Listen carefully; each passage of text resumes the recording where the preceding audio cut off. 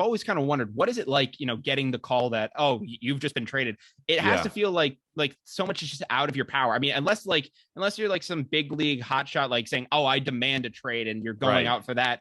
Like whenever I feel like most minor leaguers, when you're just a part of that, especially, in the era that you played in, where, these minor leaguers weren't given the housing that they probably were entitled to and weren't able to have these certain rights and liberties. What was that like for you when you got the notice that you were traded for the first time? It was actually kind of weird. I was my buddy and I got traded together we were in a package deal on that team, and we were on the bus on our way to a game. And the coach, before I got off, came up to me and was like, "Hey, you're not dressing out today. You're going to be sitting in the stands because your name is in trade talks."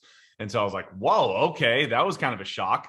And that's mentally, crazy. you can take that one of two ways. One is, okay, the team gave up on me that I'm with right now, and you can be all sad about it. Or you can think, which didn't end up coming true, but I can think, all right, I got a new opportunity here. This next team wants me in a trade. That means I have some value. Yeah. So I sat out for 2 days, waiting till the trade deadline, and then I see. I obviously hear about it. And it was actually cool to see my name on the bottom line of ESPN in a trade. I was like, oh, that's kind of cool. I got an ESPN for something.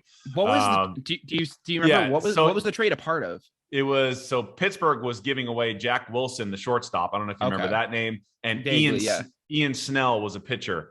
So they both went to Seattle, and 5 of us minor leaguers went to Pittsburgh in that trade. Oh, wow. So yeah. And then it was, it's crazy. So I'm on the road already, right? So I have to fly back to my home stadium or home city at the time, which was Clinton, Iowa. Mm-hmm. And I had to get out of my lease there, get off of whatever bills I was on, pack up all my stuff, take another flight to meet the next minor league team I was going to, which is still in low A. So in the minors they were on the road, couldn't even move into my next place. And by the way, I don't even know where I'm going to live when I get back to the home city in West Virginia, because I don't know, you got to hope somebody's room is available now that just left. We're sleeping on air mattresses in the living room and the kitchen. It's just, it's a nightmare. It's a nightmare, man. It's a nightmare. You don't know anybody on the new team.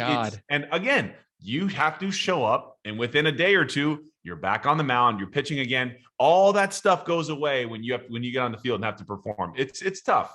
Oh, yeah. I mean, I can't imagine having to deal with all that stuff. For you, I mean, getting traded, having to deal with all this stuff, the crap of just like, being in the middle of a minor league season, getting bussed from place to place, like, as you said, eating crap food and doing whatnot. Right. How did you stay focused? Like, how did you still have it in your mind to be like, all right, this is like a lot to deal with, but I have the goals of, of moving on to the next level. How did you stay focused in your mind? There's no easy way about it. Like there's not, because you don't have a choice. That's why the only thing you can do is play, right? And they always tell you, if you want to move up, play better. It's such BS. Like, I was a 2-time minor league all-star and didn't get called up either year. It's just, there's only so much you can do to further your career. And it's a lot of luck, and opportunity has to be right. And they gotta want you to move up in the system. Like, for instance, I was an all-star in high A with the Pirates in the Florida State League. Okay. Yeah. And they hid me, basically. They stashed me away, didn't move me up to Double A at all. I totally had outperformed the league at that point. What else do you need to see? And the big break in my career was in the offseason. I got Rule 5 to the Diamondbacks. So that was like, finally, So I'm going from high A to big league spring training the following year. That was a huge turning point in my career. Yeah.